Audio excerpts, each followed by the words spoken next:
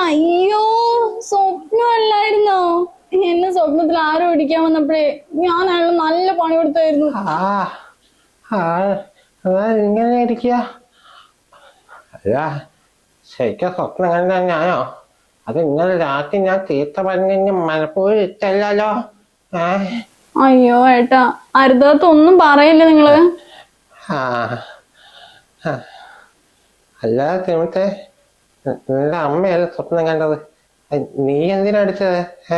അയ്യോ പൊന്നച്ച, സ്വപ്നത്തിൽ അമ്മന്റെ കൂടെ എന്ത് കുഞ്ഞ്. നന്നായി.